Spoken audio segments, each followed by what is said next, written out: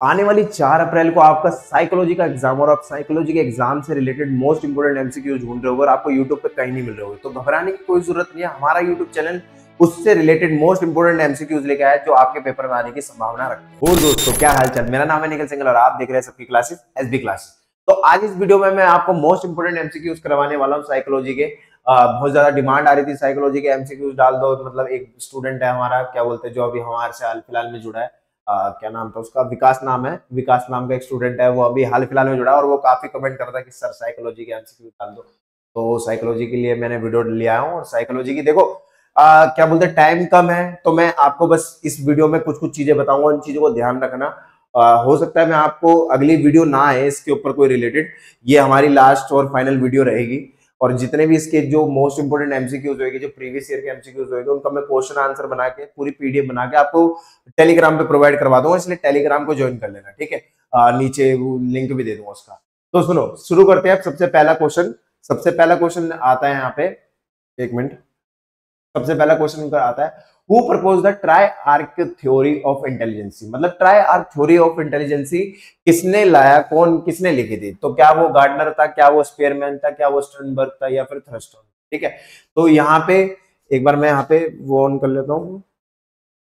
हाँ, तो इसका आंसर सही क्या होगा? स्टर्नबर्ग ही लाया था। और स्टर्नबर्ग के उसने क्या बताया था? स्टर्नबर्ग ने बताया था एनालिटिक के बारे में बताया था, इसमें क्रिएटिविटी के बारे में बताया था और प्रैक्टिकल इंटेलिजेंसी के बारे में बताया था। आगे बढ़ते हैं। अगला क्वेश्चन हमारा जो है द थीमेटिक एप्रिसिएट, ये थोड़ा बोलने में दिक्कत होती है, एक बार बोल देख लेता हूँ। थीमेटिक एप्रिसिएशन टेस्ट जो है, ठीक है, वो किस चीज को, मतलब उसका एग्जाम्पल दे रखा है यहाँ पे, इनमें कहाँ है उसका एग्जाम्पल? क्या एप्टीट्यूड है, क्या प्रोजेक्शन टेस्ट है, क्या इंटेलिजेंसी टेस्ट है, या फिर अचीवमेंट टेस्ट है? ठीक है, तो थीमेटिक से समझ में आ गया, थीम दिखा रहे कोई। तो देखो इसमें पता है क्या होता है, इसमें एक पिक्चर दिखाई जाती है और पिक्चर दिखाने के बाद बंदे से पूछा जाता है कि आप इस पिक्चर को देख के आप इसमें क्या समझ पा रहे हो, क्या क्या क्या चीजें फील कर पा रहे हो। तो आप देखोगे उससे रिलेटेड कोई अगर आपको यहाँ पे वर्ड दिख रहा है तो आप मेरे को बताओ इनमें से कौन सा है, क्या वो बी है, सी है, या फिर डी है? तो इसका सही आंसर क्या है? बी है। और कमेंट सेक्शन में जरूर बताना है कि आपके कितने सही गए, ठीक है। तो इसका आंसर सही क्या है? बी।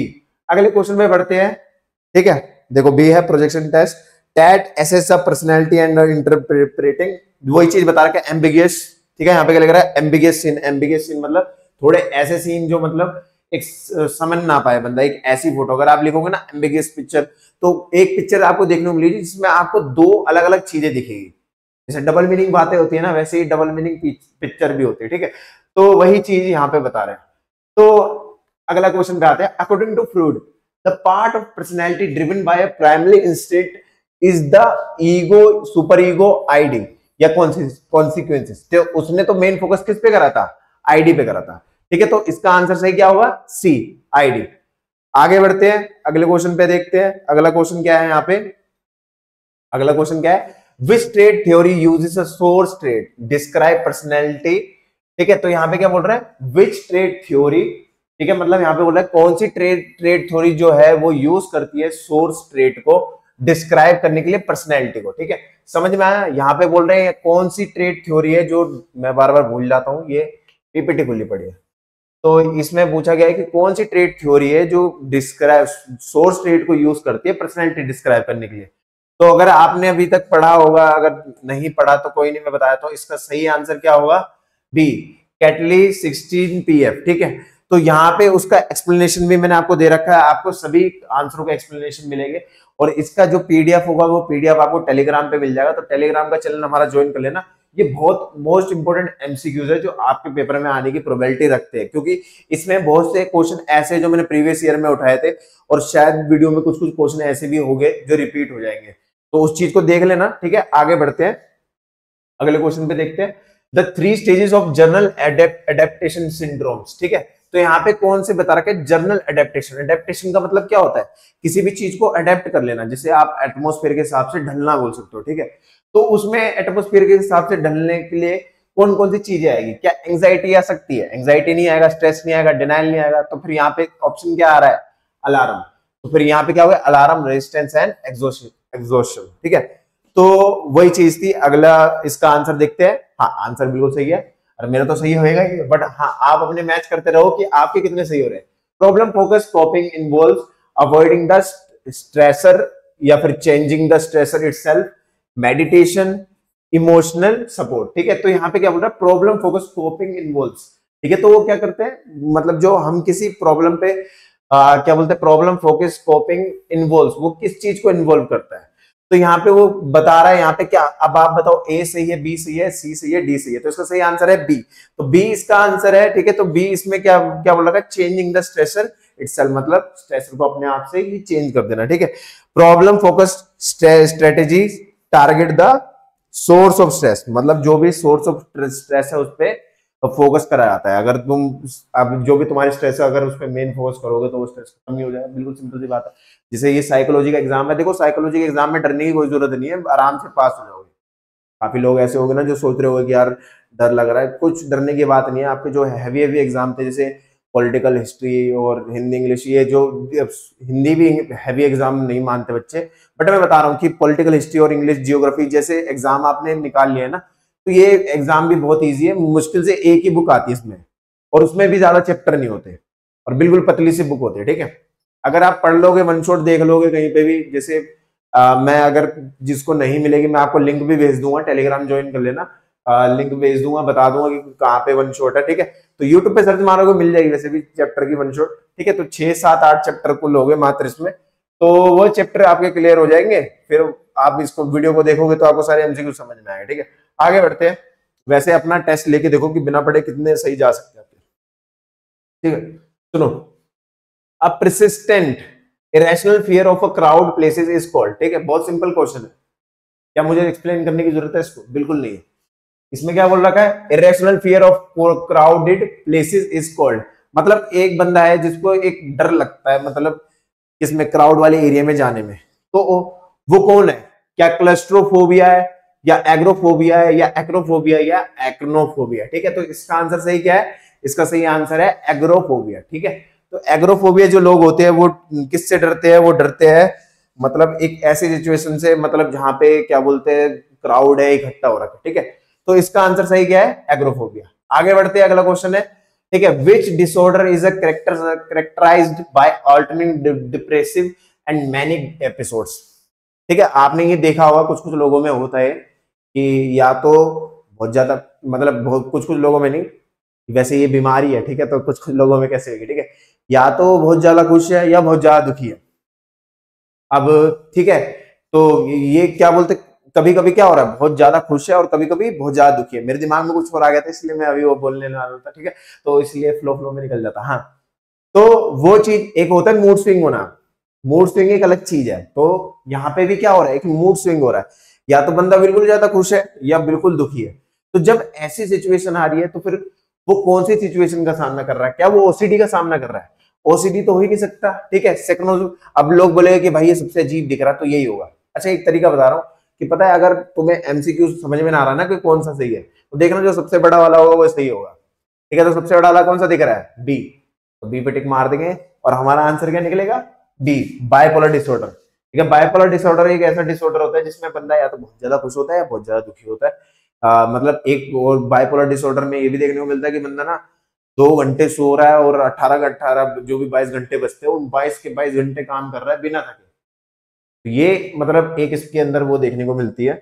ठीक है, एडवांटेज बोल सकते हैं फिर जो भी। ठीक है, आगे बढ़ते हैं, अगला क्वेश्चन, कॉग्निटिव बिहेवियरल थेरेपी। ठीक है, focus on unconscious conflict, changing thought pattern, fear association, या क्लाइंट सेल्फ एथोरेशन। ठीक है, तो इसमें यहाँ पे क्या बोल रखा है कि ये जो कॉग्निटिव बिहेवियरल थेरेपी है वो किस चीज के ऊपर फोकस करती है? वो थॉट पैटर्न को चेंज करने के ऊपर फोकस करती है। इसका सही आंसर क्या होगा? डी। आगे बढ़ते हैं, अगला क्वेश्चन देखते हैं। अगला क्वेश्चन क्या है हमारा? Who developed the client central therapy? ठीक है, तो इनमें से कौन लाया था? क्या एरन बक लाया था, सिगमंड फ्रूड लाया था, या फिर कार्ल रोजर लाया था, या एल्बर्ट एलाइज लाया था? तो जल्दी से फटाफट कमेंट में आंसर करो कि कौन लाया था। ठीक है, तो इसका सही आंसर क्या है? इसका सही आंसर है कार्ल रोजर लाया था। ठीक है, तो वही बता रखा है जो कार्ल रोजर है, emphasize the empathy and unconditional positive regard and genuineness. ठीक है, मतलब वही चीज के बारे में इसमें जिक्र कर रखा है। आगे बता रखा हूं, the ABC component of the attitude include. ठीक है, मतलब जो एबीसी कंपोनेंट है किसके? एटीट्यूड के, तो वो कौन से है? ठीक है, क्या वो एसोसिएशन बिहेवियर है, ठीक है, ये आपको बताना है। अगर आपने पढ़ रखा है ना तो आप बिल्कुल इजीली इसके जवाब दे सकते हो, अगर नहीं पढ़ रखा तो देखते चलना, क्योंकि पेपर में इंपॉर्टेंट तो है ही, पेपर में आने के चांसेस है इनके, ठीक है। तो सुनो, तो इसका आंसर क्या सही होगा, इसका आंसर सही है बी। तो बी इसका आंसर सही है। बी में क्या बता रखा है, इफेक्टिव बिहेवियरल कॉग्निटिव, ठीक है, तो ये आंसर सही हो गया। अगले क्वेश्चन में बढ़ते हैं। तो autokinetic effect was demonstrated in a experiment और, इसमें बोल रखा है कि जो ऑटोकाइनेटिक वो था थेरेपी, वो उसका डेमोन्स्ट्रेशन हुआ था। डेमोन्स्ट्रेशन मतलब उस पे वो जो बोलते हैं ना, परीक्षण बोलते हैं, क्या बोलते हैं उसको, डेमोन्स्ट्रेट करना, मतलब क्या बोलते हैं उसको, जैसे कोई एक्सपेरिमेंट करना। तो वो एक्सपेरिमेंट करा गया था, ठीक है, तो वो किसमें करा गया, वही चीज बता रहा कि ऑब्डेंस, कन्फर्मेटी, अभी वर्ड याद नहीं आ रहा मेरे को, ठीक है, परसुएंस या प्रीजुडाइस, ठीक है। तो इसका सही आंसर क्या है, इसका सही आंसर है बी। तो देख लेंगे, हाँ बी आंसर है। आगे बढ़ते हैं जल्दी फटाफट से। 13वां क्वेश्चन, हम थोड़ा तेज चलते हैं। Group thinking is the most likely to occur when, कब होती है ग्रुप थिंकिंग, मतलब जब होता है कि group are diverse, there is a strong leadership, ठीक है, member prioritize harmony over a critical analyze, decision are made quickly, ठीक है। यहाँ पे क्वेश्चन क्या पूछा हुआ है, group thinking is most likely, group thinking कब होती है, ग्रुप थिंकिंग तब होती है जब मेंबर किस चीज को प्रायोरिटाइज करते हैं, ठीक है, हार्मनी ओवर क्रिटिकल एनालाइज, ठीक है। तो इसका सही आंसर क्या है, सी। तो सी पे टिक मार देंगे। और पता है ये रियल लाइफ का भी एग्जांपल है कि एक ग्रुप डिस्कशन, ग्रुप थिंकिंग ये बोल सकते हो, वहां पे आपको अच्छा देखने को मिलेगा, जहां पे क्या चीज देखने को मिलेगी, member prioritize harmony over critical analyze, ठीक है, मतलब वो क्या बोल रखा है यहाँ पे, हार्मनी ओवर क्रिटिकल एनालाइज, ठीक है। तो ये क्या बता रखा है, Janis group thinking describe a fluid decision of making due to a cohesion pressure, ठीक है। आगे बढ़ते हैं, अगला क्वेश्चन देखते हैं। अगला क्वेश्चन में क्या बता रखा है, अगला क्वेश्चन में बता रखा है सोशल लोफिंग। लोफिंग का मतलब क्या होता है, आलस, ठीक है। Loafing refer to reduce effort in a group task conforming to a group norms, ठीक है, leadership dominance, increase productivity in a group, ठीक है। तो यहाँ पे ये चार ऑप्शन बता रखे हैं इनमें से। तो अब मेरे को बताओ कि अगर सोशल लॉफिंग मतलब समझ में आ गया, आलस से रिलेटेड बात कर रहे हैं, तो उसका क्या एडवांटेज होगा, कोई एडवांटेज होगा या बेनिफिट होगा या नुकसान होगा, तो उसका नुकसान होगा। तो आप बताओ इन चारों में से नुकसान कौन सा है, क्या इंक्रीजिंग प्रोडक्टिविटी होगा, ये तो नहीं होगा, ठीक है, लीडरशिप डोमिनेंस ये भी नहीं है, कंफर्मिंग टू ग्रुप नॉर्म्स, ठीक है, तो इस ये भी नहीं होगा, ठीक है। तो इसका आंसर क्या सही होगा, reduce effort in a group task, ठीक है। तो इसका आंसर सही क्या है, reduce effort in a group task. आगे बढ़ते हैं, अगला क्वेश्चन, ठीक है। अगला क्वेश्चन क्या है, which is the positive correlation, मतलब कोरिलेशन बताना है, इसमें कौन सा पॉजिटिव कोरिलेशन दिखा रखा है, ठीक है। तो यहाँ पे क्या बता रखा है, हाइट वेट बढ़ रहा है, ठीक है, टेम्परेचर भी बढ़ रहा है, ठीक है। अब देखो यहाँ पे आपको बताना है कि पॉजिटिव होना चाहिए। अब कुछ लोग बोले कि यार यहाँ पे भी तो ऊपर एरो दिखा रखा है, यहाँ पे क्या बोल रखा है, प्रैक्टिस ज्यादा कर रहा है और एरर भी ज्यादा हो रहे हैं, तो ये वाला तो गलत हो गया, ये भी गलत हो गया, ये भी गलत हो गया, तो सही कौन सा हो गया, ए हो गया, ठीक है। आगे बढ़ते हैं, ठीक है, आगे बढ़ते हैं, आगे आगे, ठीक है, तुरंत तुरंत करते हैं।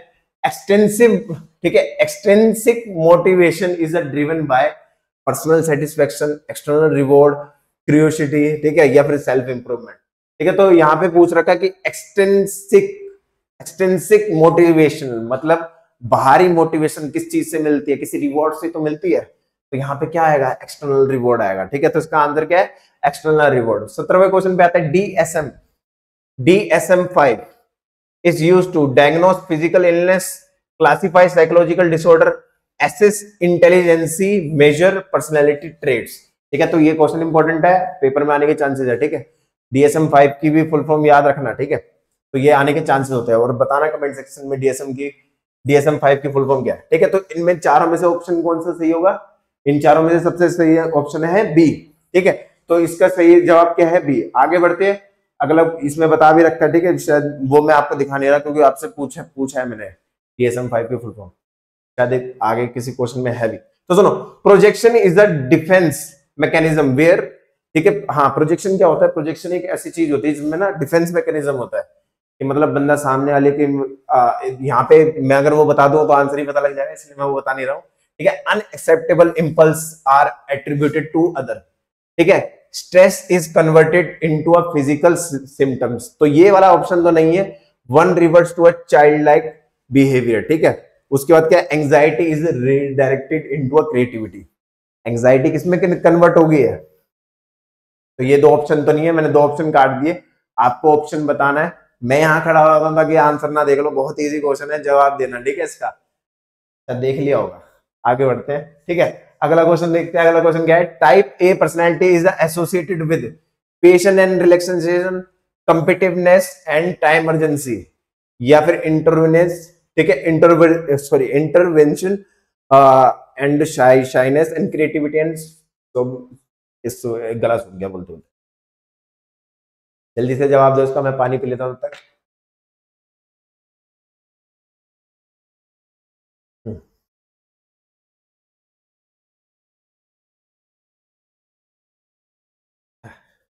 हाँ, तो यहाँ पे इसका सही ऑप्शन कौन सा होगा? इसका सही ऑप्शन होगा बी, ठीक है। तो बी क्या? कॉम्पिटिटिवनेस एंड टाइम अर्जेंसी, ठीक है। ये टाइप ए पर्सनैलिटी की बात कर रहा है। Type A, type B, type C, type D, ये चारों टाइप याद रख लेना, पेपर में इनसे एमसीक्यू पूछेगा ही पूछा है, ठीक है। आगे बढ़ते हैं अगले क्वेश्चन पे। अगला क्वेश्चन कौन सा है? 20वां। अ की quality of an effective counsellor is authoritative, demeanour, या फिर एम्पैथी एंड एक्टिव लिसनिंग, या strict adherence to protocol, focus on giving advice. बहुत हैवी वर्ड है, बोलने में दिक्कत हो रही है, जीप में लकवा लग गया, सुनो।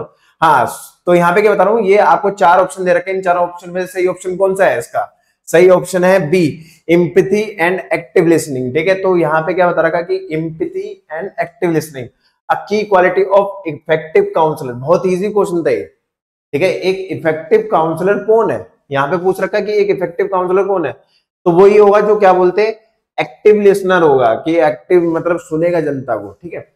तो वही चीज बात कर रहे हैं, जनता काउंसलर तो वो होता है ना जो काउंसलिंग करता है, ठीक है। तो वही चीज, हाँ, पॉलिटिकल पढ़ा पढ़ा के दिमाग में आ रहा है। सुनो, 21वां क्वेश्चन है। निंजा हैज, सॉरी निंजा नहीं है, Neerja, Neerja has a mental as of 14 year, ठीक है। तो यहाँ पे फॉर्मूला आता है, यहाँ पे फॉर्मूला आता है IQ बराबर में, ठीक है, मेंटल एज अपॉन में क्रोनोलॉजिकल एज गुना में 100, ठीक है। तो यही फॉर्मूला लगेगा, ये फॉर्मूला लगा के पूरा आंसर मिल जाएगा इसका, ठीक है। तो आंसर बहुत सिंपल है, बता, इसमें बोल रखा है कि उसकी मेंटल एज 14 साल की है, इंटेलिजेंस कोएफिशिएंट मतलब IQ उसका 110 है, व्हाट इज क्रोनोलॉजिकल एज, उसकी क्रोनोलॉजिकल एज बतानी है।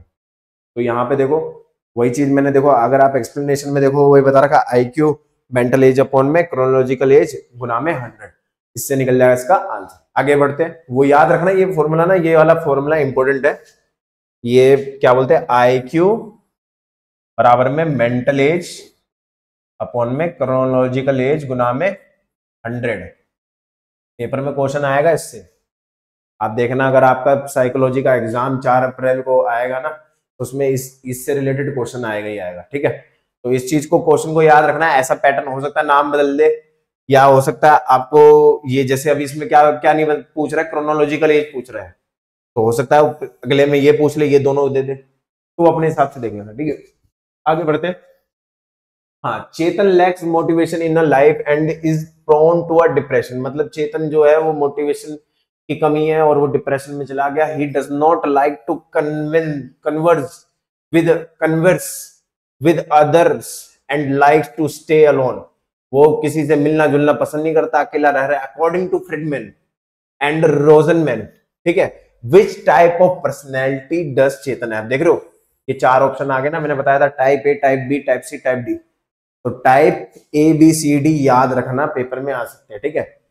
तो बढ़ते इसमें कौन सा ऑप्शन होगा, जल्दी से आप अपना गैस करो। इसका सही आंसर है, इसका सही आंसर है टाइप डी, ठीक है। तो डी का, इसका डी का आंसर टाइप डी है। तो ये इसका था 22वां। अब बढ़ते हैं 23वें क्वेश्चन में। We all belong to a different type of group if you join the arm forces, ठीक है, what type of group will it be. मतलब आपको 4 ऑप्शन दे रखे हैं, इसमें बता रखा है कि आपको बताना है कि आप कौन से ग्रुप में आओगे, ठीक है। तो सबसे पहली चीज ये किस में आएगा, ये आएगा फॉर्मल में आएगा, आर्म फोर्सेस है, फॉर्मल में आएगा। दूसरी चीज यहाँ पे क्या बता रखी है, ये फॉर्मल में आएगा, और क्या होगा, सेकेंडरी होगा। तो वही चीज है यहाँ पे, वही बता रखा है। देखो अब देखो यहाँ पे क्या बता रखा है, आंसर क्या है सही, C, the arm forces are secondary group impersonal, goal oriented and फिर क्या बोल रखा है, ग्रुप पर्सनल। ठीक है, तो रूल बाउंडेड। सुबह के 5 बजे वीडियो बना रहा हूँ तो थोड़ा अभी वो सांस वास फूलने के तो होता है, मतलब हाँ, तो वो वाली दिक्कत हो रही है, बट कोई नहीं, मैं करवा दूंगा, आप उसकी टेंशन मत लो। तो आगे बढ़ते हैं, मतलब अभी ढंग से सोया भी नहीं हूँ, इस वजह से थोड़ा सा दिमाग भी घूम रहा है, तो वो थोड़ा वाला सिस्टम है। सांस वास का तो कोई ऐसा इशू है नहीं, तो वही चीज है कि सुबह सुबह 5 बजे तक, मतलब ये जो आपका साइकोलॉजी का था पूरा, इसका तैयार करने में टाइम लग गया था। इसके क्वेश्चन समझना और आपको समझाना वो सबसे बड़ी चीज थी। ठीक है, अब मैं यहाँ पे ये बता रहा था कि साइकोलॉजी जो है ना, आपका साइकोलॉजी बहुत मतलब इजी सब्जेक्ट है, स्कोर अच्छा कर सकते हो इसमें, लिमिटेड टाइम में भी बहुत अच्छा स्कोर हो सकता है। आपके 100 में से 100 आ सकते हैं 3-4 दिन में। कैसे आएंगे, बस करना कुछ नहीं है, ये एमसीक्यूज की वीडियो है, इसको पूरा देख लेना। ये सारे एमसीक्यू ऐसे कर लेना कि आपको टिप पे हो गए, ये टिप पे हो जाएंगे। उसके टिप पे होने के बाद फिर आपको क्या करना है, मैं आपको टेलीग्राम के चैनल पे क्या प्रोवाइड करवा दूंगा, जितने भी मोस्ट इंपोर्टेंट इसके क्या बोलते हैं क्वेश्चन होंगे वो प्रोवाइड करवा दूंगा। उन सबको अच्छे से याद कर लेना और पेपर में लिखने की प्रैक्टिस ज्यादा करना, ये सुनने की नहीं, इसको बाद में प्रैक्टिस भी करना। अगर प्रैक्टिस नहीं करोगे ये मेरे को याद रह जाएगी, आपको याद नहीं रहेगी। इसलिए हाथ चलाने की कोशिश करना पेपर में। अगर घर पे बैठे हो, अगर आज का दिन है तो आज ये वीडियो अपलोड हो जाएगी 3 बजे तक, सुबह 5 बजे है तो फिर शाम तक 3 बजे तक तो हाँ आराम से हो जाएगी अपलोड। तो इसलिए मैं बोल रहा हूँ कि लिखने की प्रैक्टिस ज्यादा करना, और जो जो चीजें बता रहा हूँ उस चीज को जरूर फॉलो करना। ठीक है, आगे बढ़ते हैं। ये वाला क्वेश्चन करवाया था क्या, आई थिंक नहीं करवाया था, हाँ ये नहीं करवाया था। Ritish buys the grocery from a store that advertiser, its responsibility toward a protection of the environment by providing a free reusable cloth bag to its customer. This is an example of a changing attitude through। ठीक है, मतलब यहाँ पे बोल रहा है कि जो रितेश है ना, उसने एक दुकान से कोई सामान खरीद रहा है, और वो सामान खरीद रहा है तो वहां पे जो मतलब कौन है, किसकी बात कर रहा है यहाँ पे, Ritesh buys the grocery from a store that advertisers. ठीक है, it's responsibility towards protection of the environment by providing free reusable cloth bag. तो जो एडवर्टाइजर है वो क्या कर रहे हैं, रीयूजेबल क्लॉथ बैग्स दे रहे हैं टू इट्स कस्टमर्स, मतलब वो अपने कस्टमर को क्या दे रहे हैं, रीयूजेबल क्या दे रहे हैं, क्लॉथ बैग दे रहे हैं। तो इनमें से वो किस चीज का है, इमोशनल अपील बना रहा है, चाह रहा है कि अट्रैक्टिवनेस बनाना चाह रहा है, या रैशनल अपील बनाना चाह रहा है, या प्रीज्यूएबिलिटी बनाना चाह रहा है। 4 ऑप्शन है, मैं गारंटी दे रहा हूं काफी बंदे गलत कर देंगे, वो इन दोनों में जरूर कंफ्यूज हो जाएंगे। इन दोनों को तो काट ही देंगे, ये दोनों तो नहीं होंगे, लेकिन इन दोनों में कंफ्यूज हो जाएंगे। तो इसका सही आंसर क्या होगा, सी, रैशनल अपील। ठीक है, चलो एक्सप्लेनेशन देख लेते हैं। The store is usually logically and reasoning. ठीक है, वही चीज बोल रहा है, to influence customer attitude which is a rational appeal. Rational appeal का मतलब क्या होता है, तर्क संगत अपील बोल सकते हो तुम, तो एक वैसी अपील की बात कर रहे हैं यहाँ पे। ठीक है, आगे बढ़ते हैं, अगला क्वेश्चन 25वां क्वेश्चन आ गया। There are some people who are hostile, egocentric and anti-social, they are said to be high on। ठीक है, तो वैसे लोगों के बारे में बताना है जो ईगोसेंट्रिक होता है, जिनमें ईगो बहुत होता है, और वो किसी को दो अनफ्रेंडली होते हैं, किसी को दोस्त बनाना नहीं चाहते होते हैं। ठीक है, उस टाइप के लोगों को क्या कहते हैं। बहुत इजी क्वेश्चन है, कौन सा होगा इनमें से बताओ, ये होगा, ये होगा, ये होगा, ये होगा। ठीक है, तो ये आसान क्वेश्चन है, मैं आपके ऊपर ही छोड़ देता हूं। अच्छा, देख ही लिया होगा आंसर। ठीक है, इसका आंसर क्या है, साइकोटिज्म। लास्ट का एक क्वेश्चन ऐसा छोड़ के जाऊंगा, टेंशन मत लो, जिसका जवाब आपको देना पड़ेगा, जिसका जवाब सही होगा उसका जवाब पेन होगा। ठीक है, तो ये चीज थी। आगे बढ़ते हैं। The self that value family and social relationship is referred to as. ठीक है, यहाँ पे क्या बोल रखा है, जहां पे फैमिली और सोशल रिलेशनशिप को क्या दी जा रही है, प्रायोरिटी दी जा रही है, वो इनमें से कौन सी चीज खिला रही है। ठीक है, तो यहाँ पे बताओ, पर्सनल है, सोशल है, फैमिलियल है, रिलेशनल है। ठीक है, तो अच्छा, इनमें से आपको बताना है कि इनमें से कौन कौन से हैं।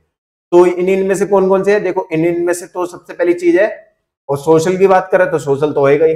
दूसरा क्या होगा, फैमिलियल होगा। तो यानी कि इसका क्या है, दूसरा और तीसरा। ठीक है, तो इसका यहाँ पे क्या है, दूसरा और तीसरा। उसका एग्जाम्पल यहाँ पे रीजन भी दे रखा है। आगे बढ़ते हैं, अगला एग्जाम्पल, अगला question sorry. Which of the following statement is are true about the diathesis stress model. Diathesis stress model क्या होता है, डायस्थीसिस स्ट्रेस मॉडल वो होता है जिसमें क्या बता रखा है, एक तो दो चीज पे डिपेंड करता है, डायसीसियास और स्ट्रेस पे। स्ट्रेस तो सिंपल है, स्ट्रेस तो सभी को पता होगा। डायसीसियास क्या होता है, जैसे मान लो किसी के पेरेंट्स को कोई बीमारी थी, कोई मेंटली इशू था, उसके बच्चे को भी कोई मेंटली इशू आपको देखने को मिला, तो ये डायथीसियस में आता है। बायोलॉजिकल होता है, ठीक है, और भी जेनेटिकली बहुत सारी चीजों में होता है, ठीक है। तो ये होता है डायथीसियस। और स्ट्रेस से तो आपको पता ही है। तो आपको बताना है इनमें से कौन सा स्टेटमेंट ट्रू है। क्या इसमें पहला ट्रू है, सेकंड ट्रू है, थर्ड ट्रू है, फोर्थ ट्रू है? तो ज्यादा टाइम वेस्ट नहीं करते, एक बार पढ़ लेते।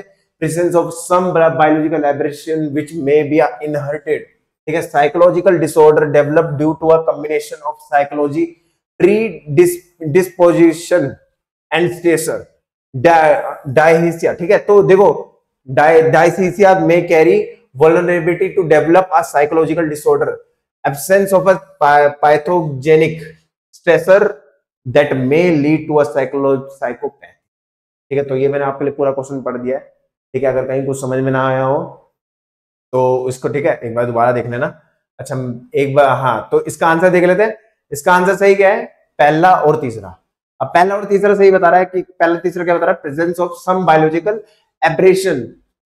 Abrasion which may be inherited, मतलब कुछ ऐसी बीमारी जो बचपन से ही है, ठीक है, बायोलॉजिकल ही है। बायोलॉजिकल समझ रहे हो, जैसे मैंने अभी बताया था कि फैमिली से ग्रो थ्रू हो रही है, वही वाली चीज। उसके बाद यहाँ पे क्या बता रखा है, तीसरा बता रखा है। तीसरा क्या है, डायसीसियस में carry vulnerability to develop a psychological disorder, ठीक है। तो डायसीसिया में कैरी वल्नरेबिलिटी, मतलब क्या बोल रहा है कि वो डायसीसिया से क्या हो जाता है कि साइकोलॉजिकल डिसऑर्डर होने की सिचुएशन होते हैं। तो ये तो सही बात है, बिल्कुल सही बात है। तो इसलिए यहाँ पे इसका पहला और तीसरा सही है। अब चौथा देख लेते हैं, चौथा क्यों सही नहीं है। Absence of pathogenic stressor that may be lead to a psychopathology, बिल्कुल गलत है, ऐसा नहीं हो सकता, ठीक है। उसके बाद क्या है, दूसरा ऑप्शन दे रखा है, psychological disorder develop due to a combination of psychological predisposition, ठीक है। तो मतलब सही आंसर आपको मिल चुका है। आगे बढ़ते हैं, इस पे टाइम वेस्ट करने से ज्यादा फायदा नहीं है। आगे बढ़ते हैं। इसमें पता क्या होगा, देखो इस पेपर में आपको ना ऐसे स्टोरी वाले क्वेश्चन ज्यादा देखने को मिलेंगे। ये वाले जो क्वेश्चन है ना, इस टाइप के क्वेश्चन बहुत ज्यादा देखने को मिलेगा आपको। अब जैसे देखो, मे भी शायद ये पीछे भी आया था, नहीं है, शायद यहाँ होगा, ठीक है।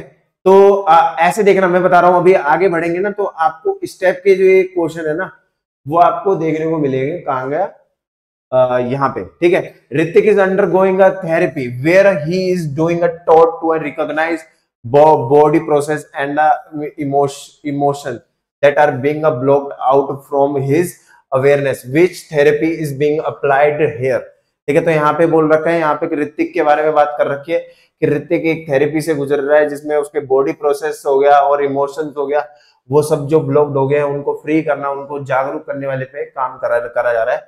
तो इनमें से कौन सा है, क्या क्लाइंट सेंट्रेड थेरेपी है, या लेगो थेरेपी है, या फिर कॉग्निटिव बिहेवियर थेरेपी है, या गेस्टेल्ट थेरेपी है? तो इसका सही आंसर क्या है, डी। इसका क्या आंसर होगा, गेस्टेल्ट थेरेपी है। तो ये इसका आंसर है, गेस्टेल्ट थेरेपी। आगे बढ़ते हैं, इसका तीसरा एक्सप्लेनेशन दे रखा है यहाँ पे, ठीक है, इसको पढ़ लेना आप। उसके बाद क्या है, why is a behavioural analysis conduct to overcome stress, ठीक है। तो behavioural analysis conduct to overcome stress, मतलब जो बिहेवियरल एनालाइज किया जाता है वो हमारे ओवरकम करता है किसको, स्ट्रेस को। क्यों, to find a malfunctioning behaviour, मतलब यहाँ पे क्या बोल रखा है, क्योंकि हम इसमें समझते हैं कि हमारे दिमाग में क्या मतलब खराबी चल रही है, क्या क्या चीजें है, क्या क्या भरा हुआ है, जिस वजह से ये चीजें प्रॉब्लम का सामना करना, ठीक है। पहली चीज ये होगी। दूसरी, to find the consequent operation of the adaptive behaviour. दूसरे में क्या बोल रहा है, to find the consequent adaptive behaviour. Adaptive behaviour तो होएगा ही नहीं ना, एडेप्टिव बिहेवियर की बात यहाँ पे आ ही नहीं सकती, ठीक है। उसके बाद to identify the antecedent of a faulty learning, ठीक है। तो अच्छा, इसमें एक बार ऑप्शन देखते हैं, ऑप्शन कौन सा दे रखा है। देखो पहला सही है, इसमें क्या है, मैंने अभी आपको बताया पहला सही है। पहला इसमें देखने को मिल रहा है, बी में भी नहीं है और सी में भी नहीं है, तो ये दोनों तो कट गए। अब ये बचे ये दोनों, तो अब इन दोनों में से आपको 50-50 खेलना, और 50-50 खेल के आपका सही जवाब निकल जाएगा, ठीक है। तो मेरे हिसाब से to identify factor that maintain faulty learning, ठीक है। तो इसका सही आंसर क्या है, ए। तो ए इसका सही आंसर है। आगे बढ़ते हैं अगले क्वेश्चन पे। 31वां question, after undergoing therapy for a mental illness, Kavita was admitted into a rehabilitation center to become a responsive and productive member of society. After improvement, she was helped to gain skill necessary to undertake productive employment. This is a part of, ठीक है। तो मतलब यहाँ पे बोल रहा है कि किस नाम की बात कर रहे थे यहाँ पे, कहाँ है, कविता। कविता है वो क्या बोलते हैं, वो मेंटल, जो क्या बोलता है, किससे गुजरी थी, एक मेंटल थेरेपी, जो मेंटल थेरेपी थी उससे गो थ्रू हो रही थी। क्यों हो रही थी? क्योंकि वो बीमार थी वगैरह वगैरह, वो सारी चीजें बता रखी है। तो अब यहाँ पे पूछ रखा है कि she was help to gain skill, मतलब उसने मदद करी थी वो लोगों की, क्या बोलते हैं, स्किल गेन करने में, ठीक है। तो उसके बाद यहाँ पे वही चीज बता रखा है कि यहाँ पे बताओ क्या कौन सी चीज आ रही है, या कॉग्निटिव ट्रेनिंग आ रही है, सोशल स्किल ट्रेनिंग आ रही है, ऑक्यूपेशनल थेरेपी आ रही है, या वोकेशनल ट्रेनिंग आ रही है। तो यहाँ पे इसका सही जवाब क्या होगा? Vocational training. तो इसका सही जवाब क्या है? Vocational training. यहाँ पे आओ, vocational training, gaining skill for employment align with vocational training, ठीक है। आगे बढ़ते हैं, अगले क्वेश्चन पे आते हैं। As per the American psychiatric association, the manual which describe and classifies mental disorder is called, ठीक है। तो एपीए के बारे में पूछ रहा है, the manually which describe and classifies the mental disorder. तो अभी आप पढ़ के आए हो, उसका नाम क्या था? DSM-5, ठीक है। तो DSM-5 कौन सा है इनमें से? तो देखो, DSM-5 ये तो नहीं है, मैन्युस्क्रिप्ट लिख रखा है, तो मैन्युस्क्रिप्ट नहीं है, तो DSM-5 कौन सा है? बी। तो यही फायदा होता है कि क्लास के साथ अगर बने रहोगे, diagnostic and statistically manual V, ठीक है। तो आगे बढ़ते हैं, आगे हैवी पढ़ रहे हैं, थोड़ा थोड़ा, हाँ हैवी पढ़ रहा होगा तो इसको आपको करना है, रिपीटेड क्वेश्चन करने हैं, इनको बार बार रिपीट करना है, ठीक है। अगर जब तक आपको समझ नहीं आते, 50 क्वेश्चन है, हम 33वें क्वेश्चन पे पहुंच गए, जल्दी खत्म करते हैं, ठीक है इसको। तो 33वें क्वेश्चन पे, Raghav was told by the teacher about a test which she plan to hold, this forces him to focus on reading, learning and revising the contest of the chapter, this is because of, ठीक है। तो यहाँ पे बोल रहा कि जो राघव है, ठीक है, यहाँ पे क्या है? शीशी नहीं है, which he plans to hold this force him to focus, मतलब कि राघव जो है, और राघव को क्या बोल रखा है यहाँ पे? Raghav was told by the teacher, मतलब राघव को टीचर के द्वारा बोला गया क्या?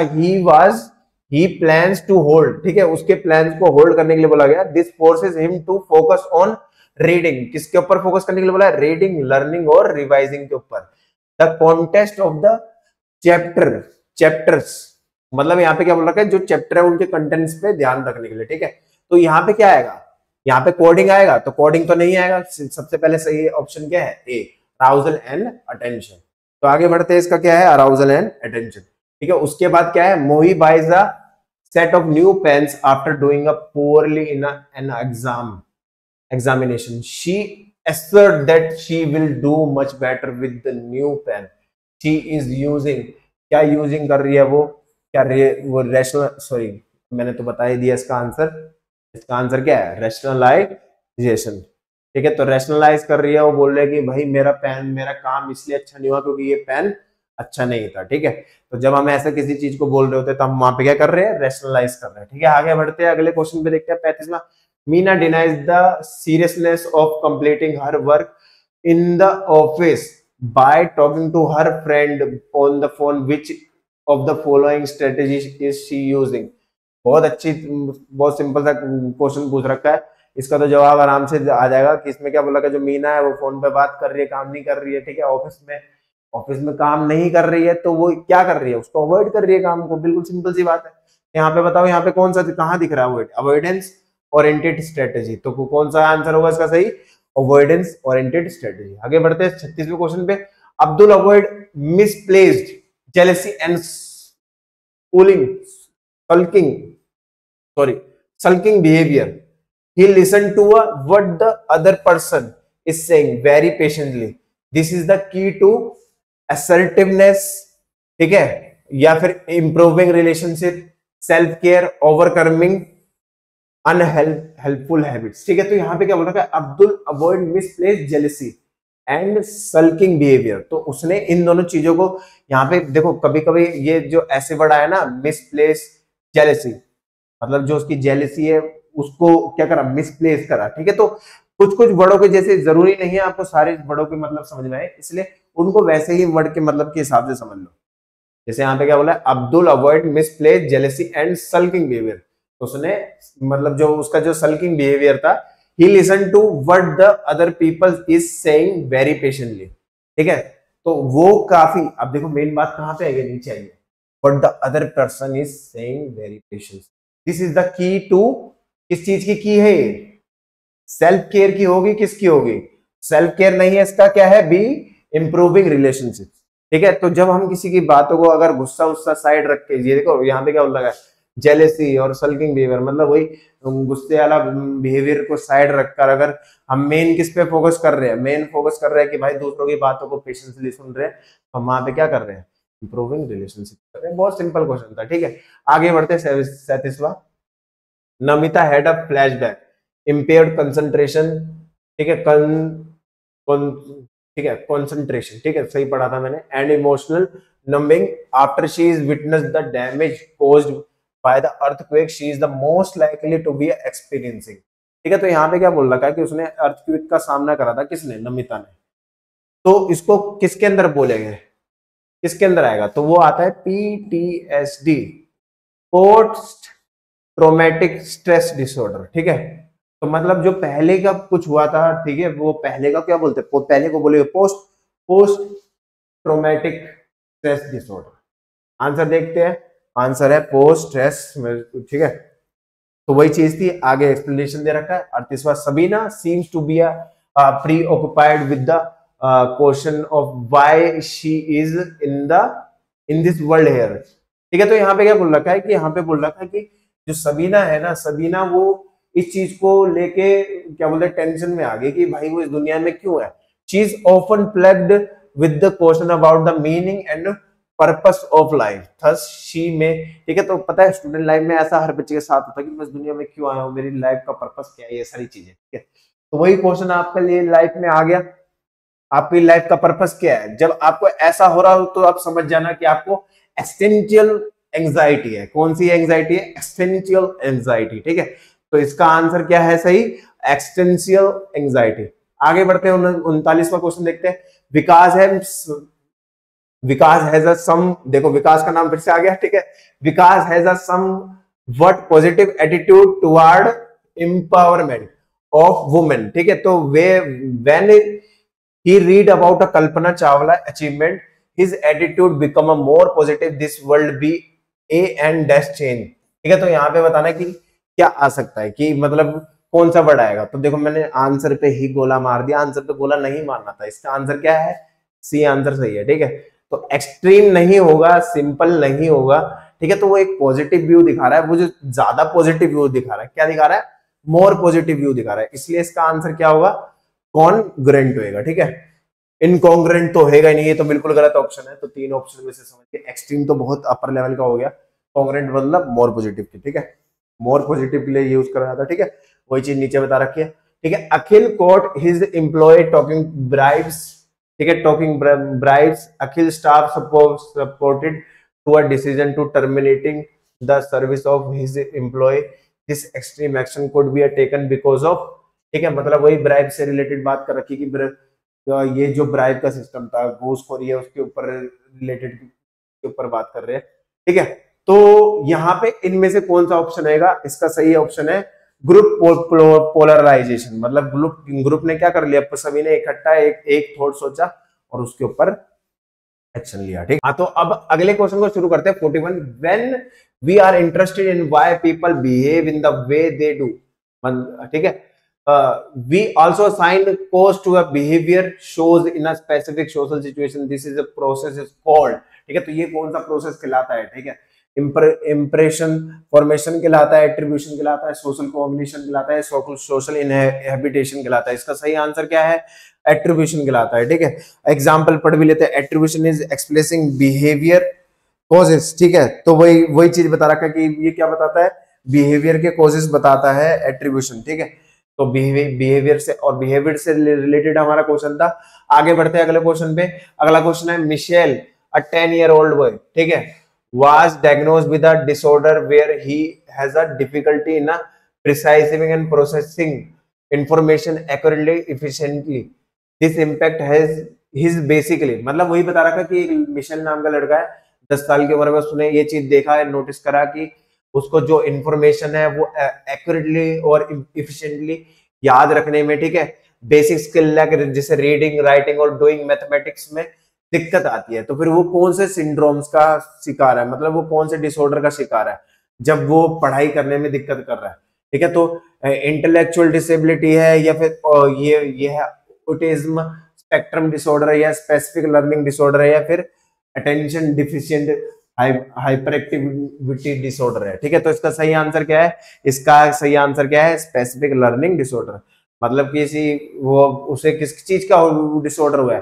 पढ़ने से रिलेटेड वो डिसऑर्डर हुआ है। इसमें वो मैथ्स वगैरह को नहीं पढ़ पाता, ठीक है। His basic skills of reading writing and doing maths, ठीक है। तो वो देखा होगा आपने, कौन सी मूवी है वो, तारे जमीन पर देखी होगी। तारे जमीन पर जो बच्चा है उसमें भी यही चीज दिखाई है कि उसको ये डिसऑर्डर टाइप का था, ठीक है। आगे बढ़ते अगले क्वेश्चन पे आते हैं। अगला क्वेश्चन क्या है? 43वां क्वेश्चन है, Hrithik is undergoing a therapy where he is being taught to recognize bodily process, ठीक है। ये वाला क्वेश्चन से रिपीट हो चुका है। हाँ, ये क्वेश्चन रिपीट हो चुका है। इसका क्या था? जेस्टलेट थेरेपी। देख रहे हो, मैंने सारे क्वेश्चन पेपर में से बनाए हैं, इसलिए कुछ कुछ ना रिपीट क्वेश्चन हो गया, ठीक है। आगे बढ़ते हैं अगले क्वेश्चन पे बढ़ते हैं। अगला क्वेश्चन क्या है हमारा? अगला क्वेश्चन है 44वां, ठीक है। A 14-year-old girl, ठीक है, was sent for a psychometric testing where her IQ was founded 14, but will her mental age, ठीक है। तो यहाँ पे क्या बोल रखा है? IQ आपको दे रखा है। IQ कितना दे रखा है आपको? एक मिनट, IQ आपको कितना दे रखा है? 140। अब आपको मेंटल एज निकालनी है, ठीक है। तो 140 आपको गिवन है, आपको क्या गिवन नहीं है? मेंटल एज गिवन नहीं है। और क्या गिवन नहीं है? क्रोनोलॉजिकल एज नहीं है, ठीक है। क्या क्रोनोलॉजिकल एज है? हाँ, क्रोनोलॉजिकल एज है, 14 गिवन है आपको। तो ये तो बहुत इजी क्वेश्चन है, ये तो बन जाएगा मिनटों में। देख रहे हो, उसी से रिलेटेड क्वेश्चन आया, ये क्वेश्चन तो बन जाएगा। आगे बढ़ते हैं।